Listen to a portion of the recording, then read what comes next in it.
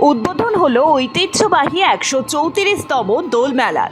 দোল পূর্ণিমা উপলক্ষে তুফানগঞ্জ মদনমোহন মন্দির থেকে বর্ণাঢ্য শোভাযাত্রার মধ্যে দিয়ে প্রাণের ঠাকুর মদনমোহনকে নিয়ে যাওয়া হলো তুফানগঞ্জ শহরের 5 নম্বর ওয়ার্ডের দোল মেলা মাঠে। পুলিশি নিরাপত্তার মধ্যে দিয়ে মদনমোহন দেবকে নিয়ে আসা হলো দোল মেলার মাঠে।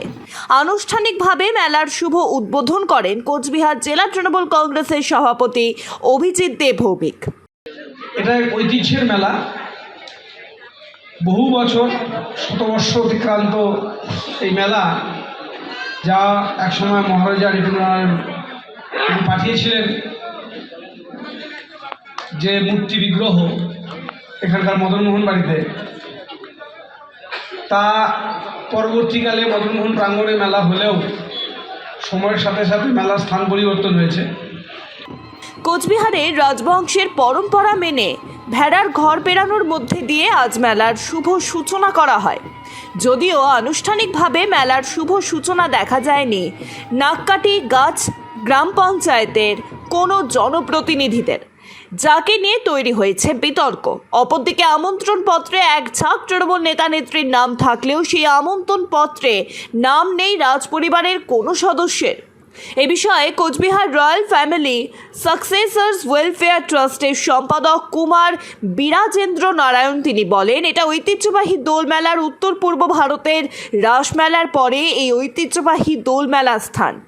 দেখুন, এটা ঐতিহ্যবাহী দোলমেলা অনেক পুরনো আমল থেকেই আসছে।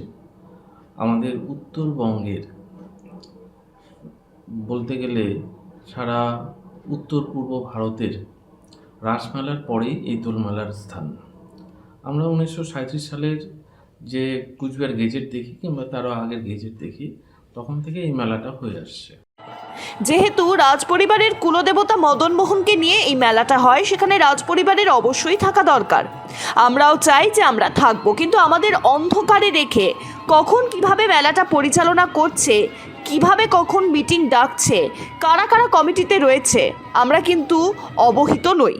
আমাদের কোনো বছর আমন্ত্রণ জানানো হয় না, এমনটাই ক্ষোভ প্রকাশ করেন রাজপরিবারের সদস্য কুমার বিরাজেন্দ্র নারায়ণ।